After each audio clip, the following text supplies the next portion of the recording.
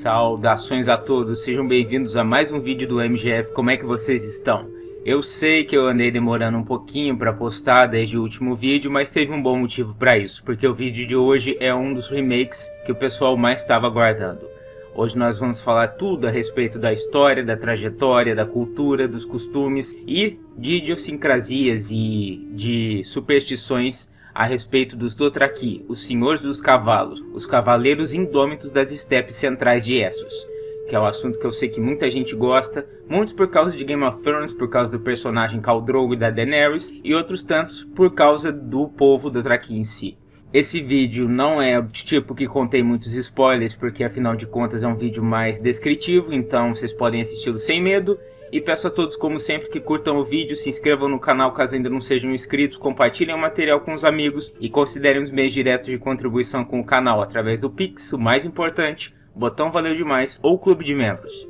Também peço que dêem uma olhadinha aqui embaixo na descrição nos links de produtos afiliados do canal da Amazon, pois comprando através deles vocês me ajudam sem custo adicional. Com os recados dados e as explicações feitas, vamos começar a falar a respeito do povo Dothraki.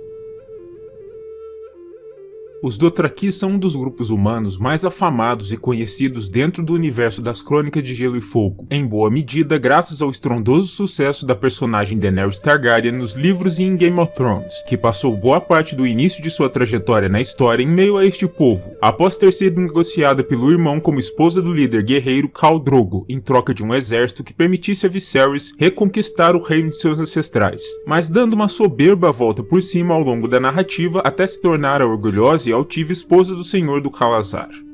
Essas palavras em Dothraki, aliás, serão explicadas mais a fundo mais adiante. Contudo, para além da questão da vinculação com uma das personagens mais populares das crônicas e da série, os Dothraki também possuem em si mesmos uma espécie de magnetismo selvagem, uma aura bravia e indomável que cativa muitos leitores e ainda mais espectadores, e por isso mesmo, o vídeo de hoje será inteiramente dedicado a discutir sua história, da melhor forma como pode ser contada, bem como os fatos conhecidos sobre sua geografia, sua demografia, seus costumes, sua tradição guerreira e outras tantas informações triviais. O início da história dos Dothraki e de outros povos similares é sempre muito mais insondável e difícil de se estudar para os mestres da cidadela, não apenas por uma questão de distância geográfica do centro dos acontecimentos, mas também devido ao fato de que os nômades não tinham uma linguagem escrita através da qual nos pudessem deixar seus registros detalhados sobre seus primeiros anos. Ainda assim, através de uma diligente pesquisa, descobrimos que a origem deste povo das estepes está do outro lado das Montanhas dos Ossos, na região que hoje é conhecida como as Planícies de Jogosnai, e que em algum momento no tempo, presumivelmente em uma era ainda antiga, os Dothraki se puseram a marchar em direção ao oeste, atravessando os difíceis passos de montanha com evidente pressa e deixando para trás um enorme rastro de ossadas de seus mortos, que aliás acabaram dando nome a toda a cadeia montanhosa, o que nos sugere que eles foram pressionados para o lado de cá das montanhas, talvez por seus próprios primos Jogosnai, um outro grupo nômade conhecido não apenas por sua brutalidade e selvageria extremas, mas também por não exercerem violência entre seus próprios membros, querendo dizer que canalizam todo o seu espírito de combate para lutar contra outros povos. Qualquer que seja o motivo real que trouxe os Dothraki desde o lado de lá das montanhas até as planícies e estepes centrais de Essos, o fato é que eles se estabeleceram bem nessas novas terras e passaram a florescer aqui, muito embora tenham continuado sendo um grupo de nômades durante toda a sua história, jamais optando por se assentarem como outras civilizações. 1000 anos atrás, quando um Dothraki sentia a necessidade de erigir uma casa, por assim dizer, ele simplesmente escavava um grande buraco no chão e então o cobria com um teto leve de capim trançado, e isso era o máximo que se podia falar a respeito das técnicas de engenharia no seio desse povo. E de lá pra cá, isso pouco mudou, mas conforme veremos mais adiante, isso não impediu que os Dothraki erguessem ao menos uma cidade.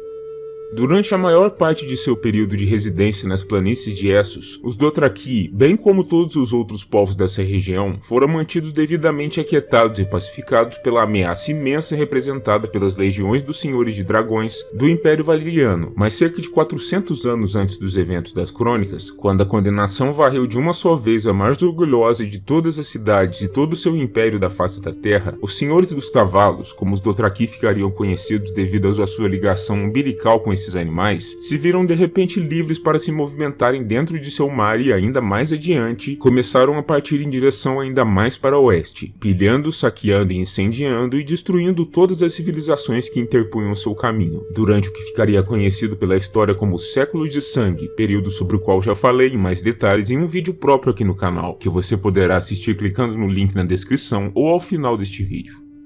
Algumas das vítimas mais infelizes dessa movimentação destrutiva dos Dothraki foram o antigo e orgulhoso reino de Sarnor, as cidades de cultura cartena do Deserto Vermelho e os assentamentos ibeneses no continente, ao redor do reino dos Ifequevron, que foram todos aniquilados quase em sua totalidade. Contudo, por mais que parecessem imparáveis, os Dothraki também sofreram alguns reveses durante este período, e o mais conhecido deles é de longe a derrota do Khalazar de mais de 50 mil guerreiros liderado por Khal Temo diante dos 3 mil imaculados comprados pela cidade livre de Qoor para defendê-la de última hora, um feito tão extraordinário que motivou os Qooriki a apenas usarem estes soldados eunucos como seus guardas dali em diante.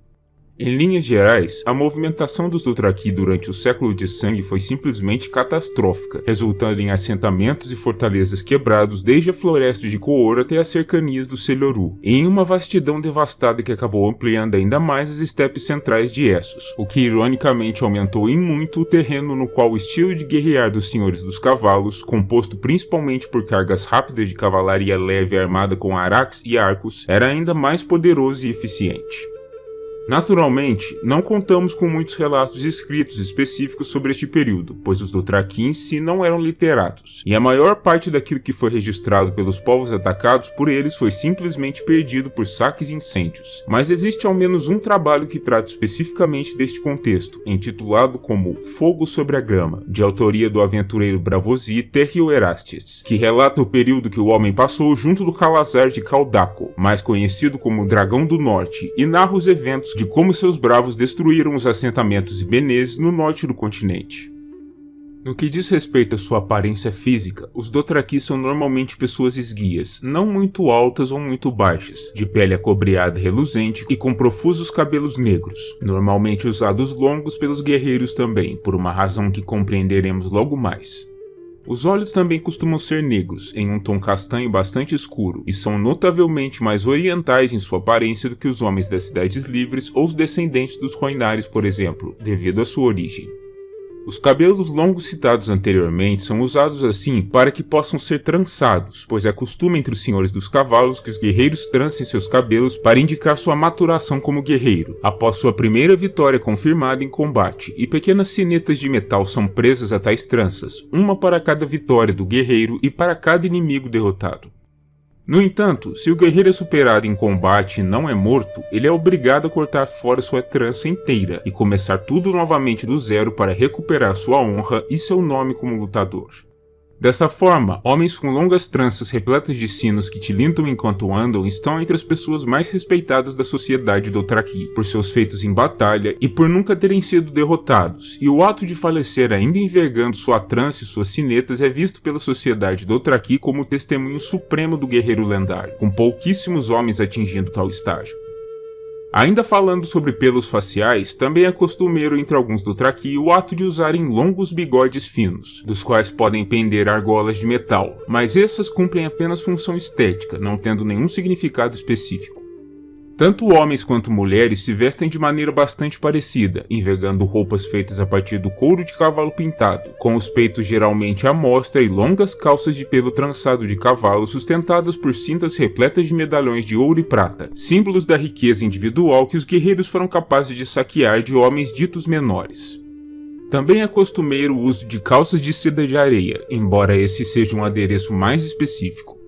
Nos pés, os homens e as mulheres Dothraki usam botas ou sandálias feitas a partir do mesmo couro de suas roupas, já que este é o material mais abundante que eles têm à sua disposição, uma vez que cada Khalazar é acompanhado por grandes rebanhos de cavalos e éguas, que cumprem todos os tipos de funções para além da mais óbvia, o transporte, conforme veremos melhor adiante.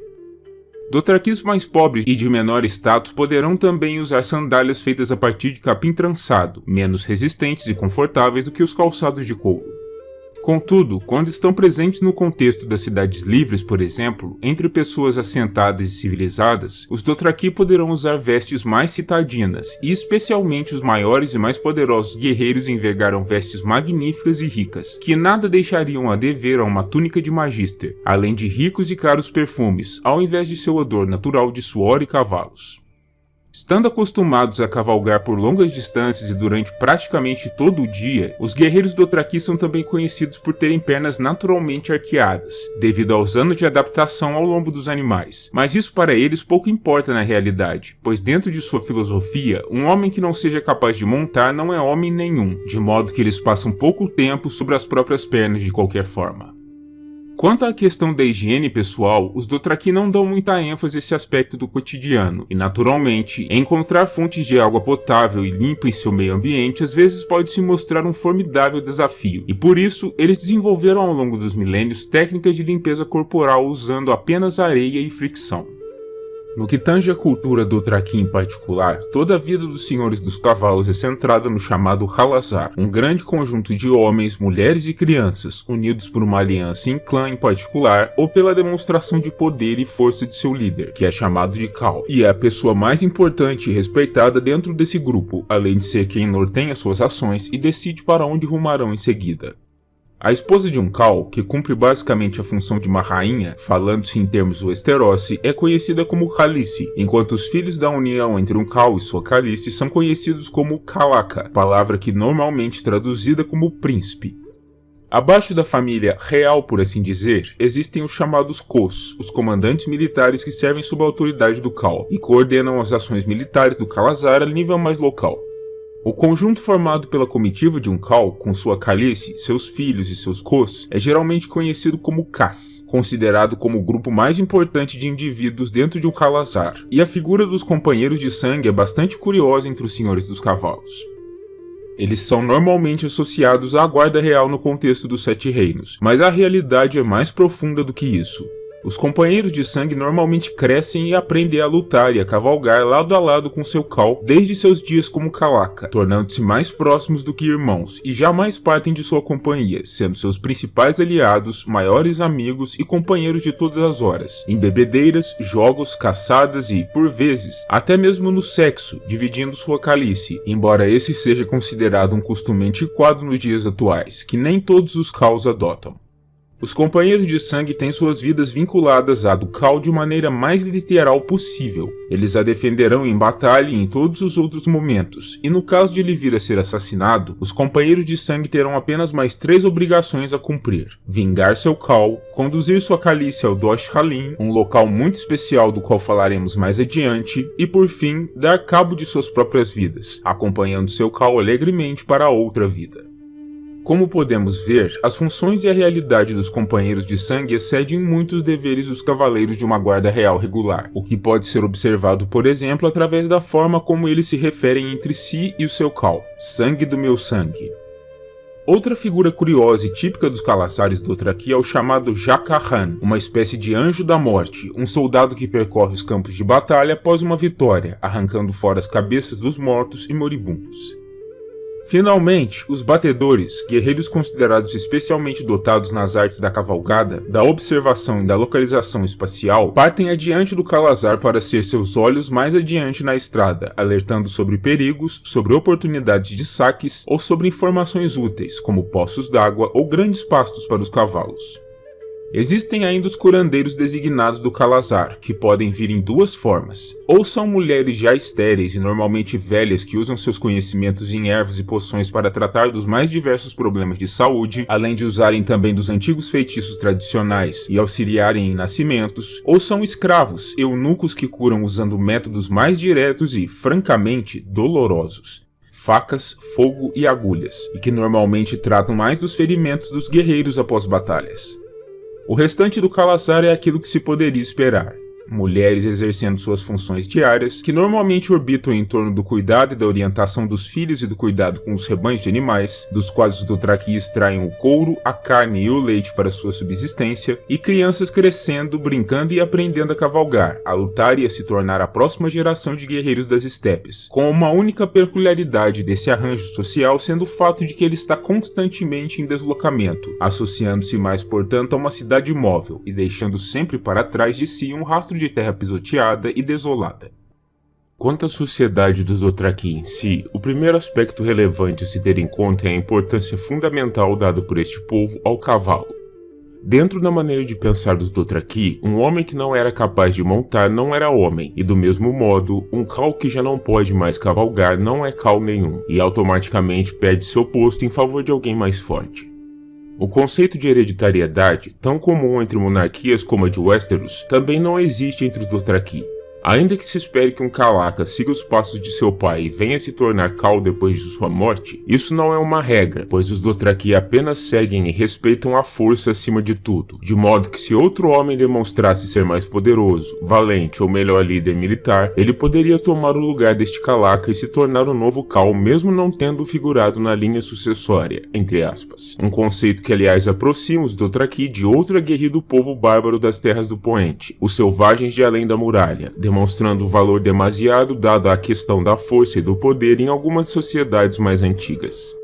Um Khal normalmente cavalgará o melhor animal de seus rebanhos, embora as criaturas não tenham nomes atribuídos a si pelos Dothraki, que não acreditam em tais distinções, e a tradição dita que sua Khaleesi deve cavalgar ao seu lado em uma montaria condizente, ou seja, uma igualmente imponente, mesmo apesar de estar em estado de gravidez, com os Dothraki esperando que mulheres grávidas cavalguem até quase o momento de dar à luz, quando podem por fim se deslocar em carroças abertas. As carroças, aliás, preenchem uma função um tanto inglória dentro dessa sociedade. Elas são vistas quase como uma forma de humilhação, um transporte digno apenas dos muito velhos, cujos melhores dias já ficaram para trás, os muito jovens, que ainda não estão em idade de se tornarem verdadeiros guerreiros, os enfermos, os eunucos e os incapazes de algum outro modo, além dos covardes, motivo pelo qual o irmão de Daenerys, o rei Viserys III, se tornou rapidamente no último de troça do Calazar de Drogo após ser oferecido a ele um lugar em uma carroça como transporte, algo que ele erroneamente, do alto de sua empáfia, interpretou como sendo uma honra e uma espécie de pedido de desculpas.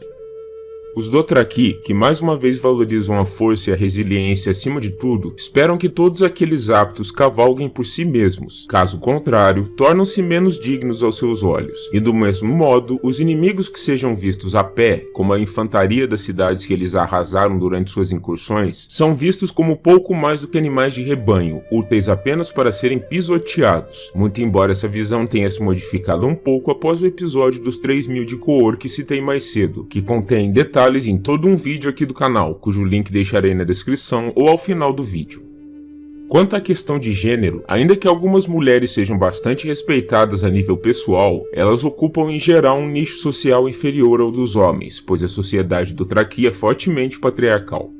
Um exemplo disso é a atitude normal dos companheiros de sangue de um Khal. Eles simplesmente se recusam a receber ordens da Khaleesi, respondendo apenas aos comandos expressos de seu Khal.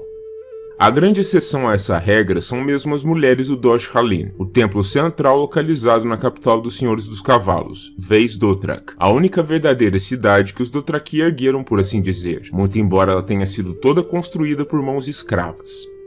Essas mulheres, velhas e sábias, consideradas como feiticeiras sagradas, são profundamente respeitadas por todos os Khals, que dão ouvidos atentamente aos seus presságios e às suas profecias, por acreditarem que elas têm uma ligação direta com seus deuses, e todos aqueles que as visitam deixam também oferendas na forma de itens como sal, prata e sementes, que são utilizados pelos serviçais das feiticeiras para seu sustento.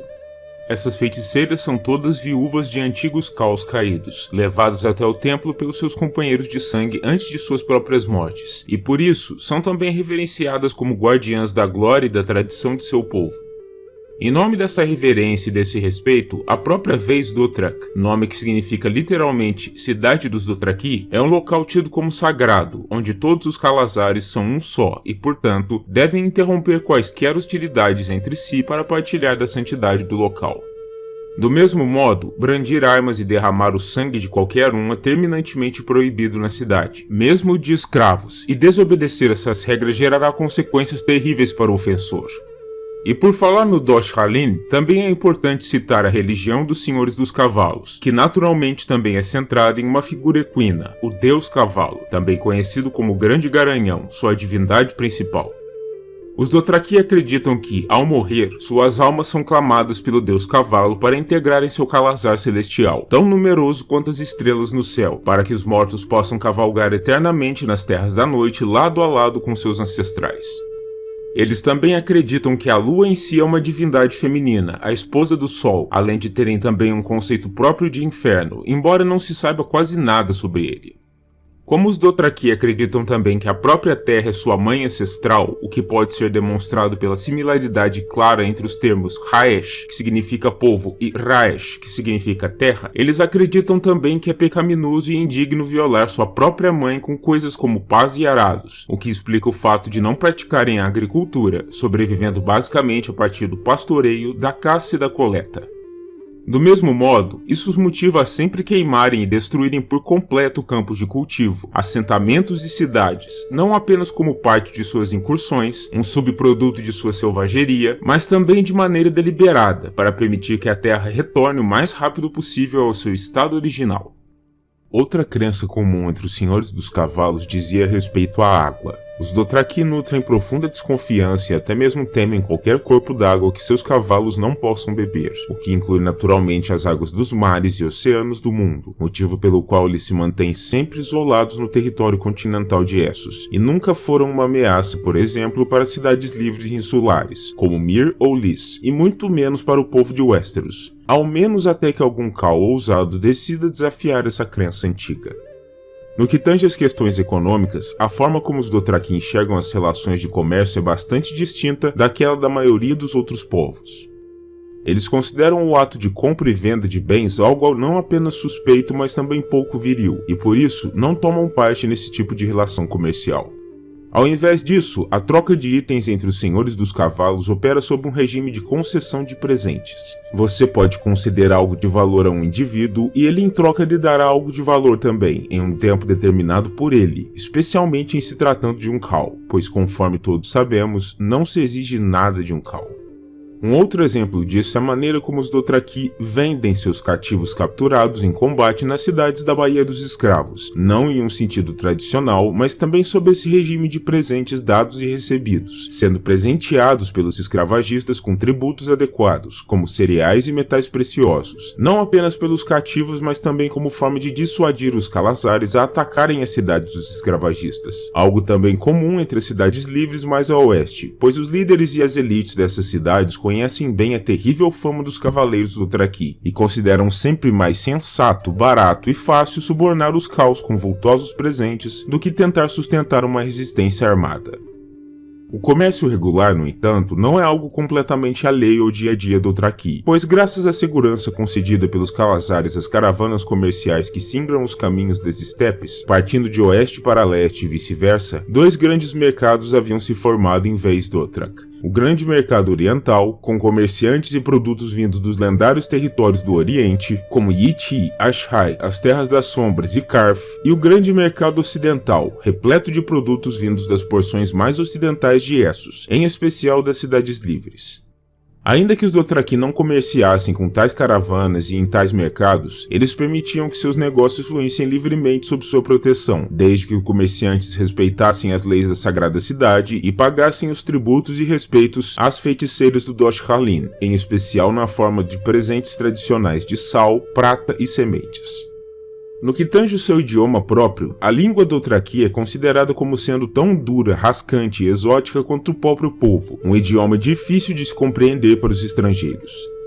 Eles são famosos por usar nomes bastante descritivos para designar conceitos importantes e outros povos, como por exemplo na expressão Raesh Andali, que significa Terra dos Ândalos, nome que usam para designar Westeros inteira, ou Homens de Leite, para designar os Cartenos das profundezas do Deserto Vermelho. O canal conta com um vídeo inteiro sobre a linguagem Dothraki, que será refeito em breve, mas caso queira conferi-lo antes que seja trancado, você poderá fazê-lo clicando no link na descrição abaixo. Quanto aos costumes culinários dos Dothraki, eles são bastante intuitivamente centrados no seu elemento mais importante, os cavalos, que não são apenas o símbolo desse povo e seus bens mais valiosos, além de serem também a arma secreta por trás de seu enorme sucesso militar, mas são também sua principal fonte de sustento, com os senhores dos cavalos vivendo da carne, do couro, dos cascos e do leite de égua, que fermentam e usam como uma poderosa bebida alcoólica para eventos sociais ou contextos religiosos. Os Dothraki acreditam que a carne dos garanhões os tornará fortes como os próprios animais, de modo que também rejeitam de forma veemente o consumo de outros tipos de carne mais comuns, como a bovina ou a suína, acreditando serem esses costumes de homens menores assentados. Alguns pratos conhecidos feitos a partir dessas matérias-primas incluem grandes assados em espetos, chouriços negros, torta de sangue e um tipo de ensopado de grama doce, para adicionar alguns vegetais à sua dieta. E para além do leite de égua fermentado, também existem menções sobre uma cerveja apimentada que eles consomem, embora não saibamos os ingredientes dela. Agora, precisamos tirar um momento para falar a respeito da mãe de todas as cidades na cosmovisão dos Dothraki, Vaes-Dothrak, sua capital, e o local para onde todos os Calazares acorrem em ocasiões especiais, em um ambiente de camaradagem e trégua. A cidade a princípio parece um grande descampado ao observador incauto, e após adentrar seu magnífico portal, construído na forma de 2 garanhões rampantes cujas patas dianteiras se tocam, o visitante se vê em meio a um local aberto e parcialmente desolado pelo sol forte, mas rapidamente ele começa a notar 2 pontos curiosos sobre a capital dos Dothraki. 1. Ao longo da via principal que dá acesso à cidade, diversos pedestais podem ser encontrados de ambos os lados, abrigando ídolos e estátuas de divindades estranhas vindas de todos os cantos do mundo conhecido, em especial de Essos. Essas estátuas são espólios de guerra dos Dothraki, que sempre arrastam os ídolos e os deuses caídos de seus inimigos derrotados desde suas próprias cidades até ali, como forma de honrar a mãe que lhes deu a vida, e como uma forma de vanglória também. Deuses vindos desde a costa oeste de Essos até figuras bizarras oriundas do Oriente ou das Terras das Sombras podem ser encontrados aqui, e isso chega a surpreender muitos recém-chegados. 2. Como dito anteriormente, os Dothraki são um povo nômade por natureza, e não dominam técnicas avançadas e sofisticadas de construção ou engenharia.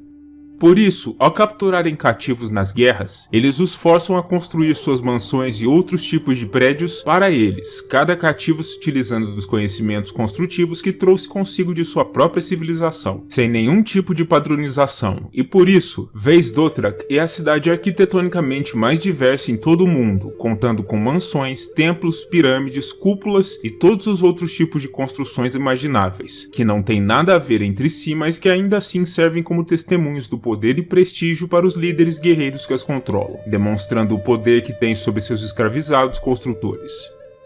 Quanto aos Dothraki em si, disse que eles são capazes de erguer palácios de ervas trançadas, e também são conhecidos por criarem enormes pavilhões de lona, com espaço para abrigar milhares de pessoas de uma só vez, para grandes eventos públicos, mas a questão de construção em pedra realmente não é o seu forte.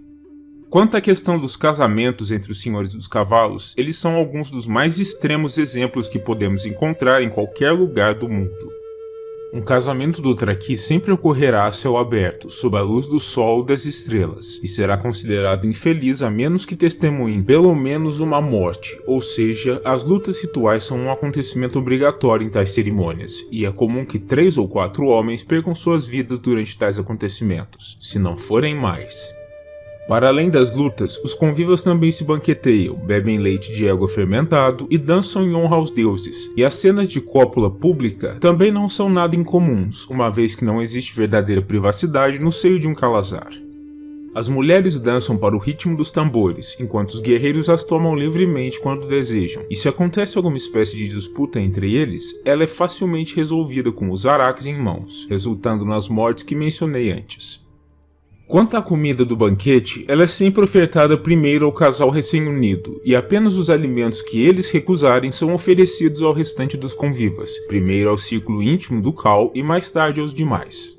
Ao se aproximar do fim da cerimônia, a esposa é introduzida aos presentes de noiva, e por uma questão de tradição, uma calice será presenteada sempre com um arak, um arco e um açoite por parte dos companheiros de sangue do Khal, e é seu dever elegantemente recusar tais presentes e oferecê-los ao seu senhor para que os brande em seu nome. Após as entregas dos presentes, é chegada a hora da consumação do casamento, embora a escolha de fazer isso às vistas de todos em um local isolado seja uma prerrogativa de cada casal. Após o casamento, é dever do Khal conduzir seus comandados até Vez Dothrak, para apresentar a recém-casada as feiticeiras do Dosh Halin, que farão suas profecias e abençoarão a união. Como dito anteriormente, não é algo sem precedentes que alguns Khals mais tradicionais dividam sua esposa com seus companheiros de sangue, e da mesma forma, a poligamia também é um antigo costume tolerado e até incentivado por alguns Khals mais antigos, embora ele pareça estar sendo deixado de lado pelas gerações mais novas, tal como o hábito de compartilhar sua esposa. Quando o filho de uma nova união nasce, ele é cuidadosamente avaliado pelos anciãos do Khalazar para determinar seu valor, e crianças mal formadas ou portadoras de alguma deficiência são deixadas sem cerimônias ao relento, para serem despedaçadas pelos cães ferais que seguem cada Khalazar atrás de seus restos ou, na menos pior das hipóteses, para morrer de fome ou frio. Uma Khaleesi recém-casada e grávida tem por obrigação participar de uma cerimônia bastante curiosa. Para incutir poder e vitalidade em seu filho por nascer, ela deve consumir o coração de um garanhão inteiro, sob a supervisão das feiticeiras do Dosh Halin, que a tudo assistem enquanto fazem suas profecias sobre a criança por nascer, observando cada mínimo detalhe, e dada a vedação do uso de lâminas de metal dentro de Vez Dothrak, ela deve fazer isso com suas próprias mãos e dentes, cortando o coração por seus próprios meios. Caso a mãe falhe em consumir o coração todo, considera-se que o nascimento está de certo modo amaldiçoado e não será auspicioso, mas caso ela consiga consumir o coração inteiro, considera-se que o poder e a vitalidade do garanhão morto serão imbuídos em seu filho, que será tão forte, rápido e vivo quanto o animal. Se a mãe chega a sequer engasgar com o coração, no entanto, os presságios são menos favoráveis. A criança pode vir a nascer deformada, deficiente ou, pior ainda dentro da visão deles, como uma mulher, ao menos de acordo com as crenças dos Dothraki.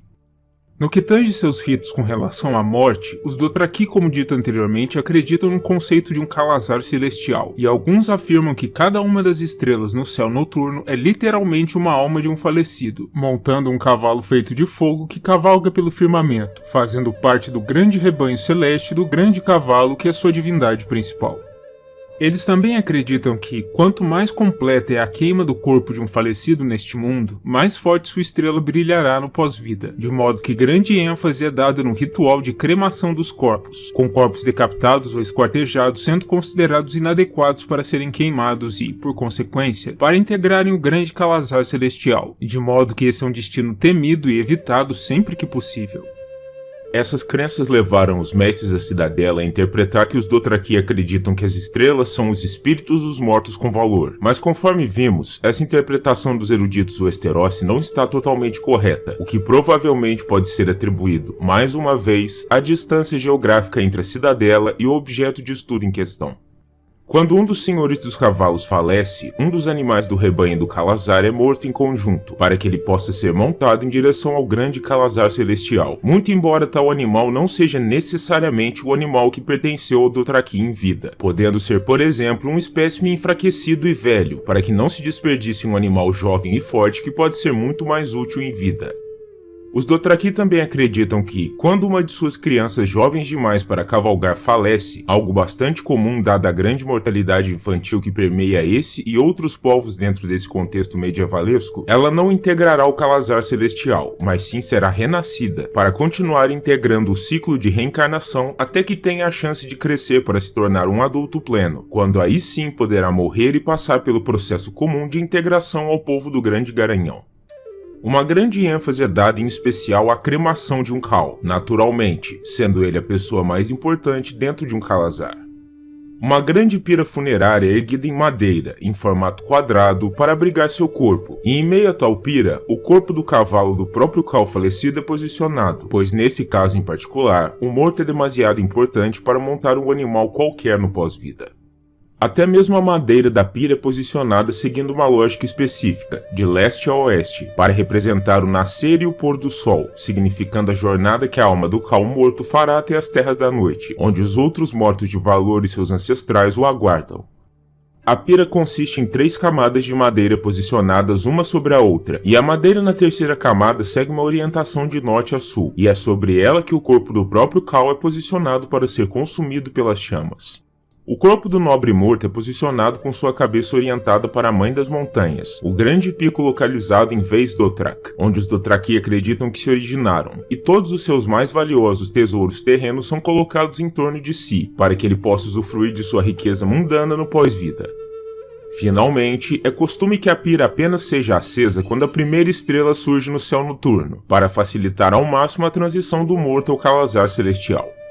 Quanto aos companheiros de sangue do Khal morto, é costumeiro esperar que morram junto de si, e caso seu Khal tenha sido assassinado por alguém, espera-se que seus companheiros de sangue o vinguem antes de segui-lo alegremente para a sepultura. Eles também têm como obrigação conduzir a Khaleesi viúva ao Dosh Halin, onde ela integrará ao grupo das outras viúvas de Khals mortos há muito tempo, tornando-se em tempo em uma das feiticeiras.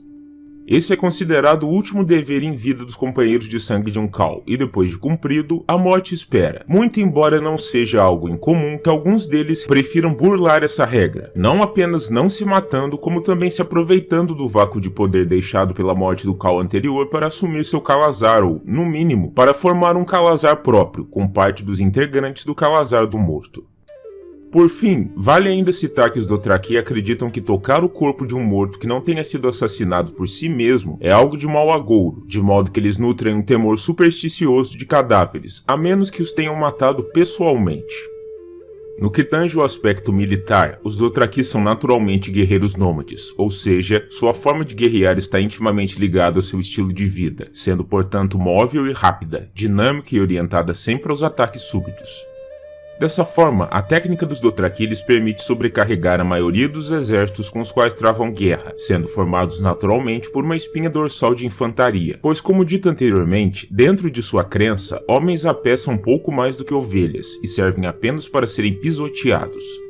Também é dito, ao menos pelos guerreiros Westerosi que já testemunharam os Dothraki em ação, que eles montam melhor do que qualquer cavaleiro do poente, o que provavelmente se deve ao fato de serem treinados e criados sobre o lombo de cavalos desde tenra idade. Suas armas preferenciais são o arak, uma lâmina curvada concebida para cortes rápidos de cima de uma montaria, normalmente feito a partir do aço comum, embora existam casos documentados de alguns araks feitos a partir de aço valeriano, possivelmente relíquias vindas do período anterior à condenação. Também existem os arcos de madeira recurvos, que são bastante usados pelos Dothraki, como parte de sua estratégia de ataques rápidos, atirando chuvas de projéteis sobre o inimigo para liquidar suas defesas mais pesadas, antes que os cavaleiros de choque, armados com os araks, possam efetivamente esmagá-los com sua carga poderosa. Tais arcos recurvos são mais eficientes do que os arcos comuns de teixe usados pelos Westerosi, e por isso mesmo são uma formidável arma em batalha, tendo um alcance efetivo surpreendente e sendo inferiores apenas aos arcos feitos a partir do osso de dragão, que são raríssimos, e aos excelentes arcos de amagodouro exclusivos dos Ilhéus do Verão. Outra marca das cargas Dothraki é sua ferocidade e valentia. Eles são tidos como cavaleiros indômitos e valentes, que não temem nada e são absolutamente ousados em seus ataques, investindo contra qualquer tropa, mesmo uma mais numerosa ou bem couraçada, sem temer a nada, montados em suas celas pequenas e esguias e em seus animais, igualmente esguios e rápidos, pois como os Dothraki normalmente não usam armaduras, eles podem fazer bom uso da velocidade de seus animais sem sobrecarregá-los, outra parte central de sua técnica de combate. Para finalizar, acho relevante comentar a respeito de algumas das superstições que norteiam a vida e a crença dos Dothraki ao longo da história. Para começar, como dito anteriormente, os Dothraki temem e odeiam a água que seus cavalos não podem beber, chamando-a de venenosa. Eles também acreditam que todo evento importante na vida de um homem deve ser conduzido a céu aberto, o que explica pouco ou nenhuma privacidade em seus assuntos cotidianos, como tudo sendo feito à vista do Kalazar. Existe ainda uma grande profecia das feiticeiras do Dosh Halin, segundo a qual, em um determinado momento, um Khal de todos os Khals surgirá para liderar os Dothraki em sua conquista de todo o mundo, conduzindo seu povo até os confins do mundo e tornando toda a humanidade em sua manada. Tal figura será conhecida como o Garanhão que monta o mundo, e será uma espécie de messias para seu povo, algo muito semelhante, aliás, à profecia do príncipe que foi prometido que permeia as mentes de alguns Westerosi, mas em uma versão mais selvagem, por assim dizer.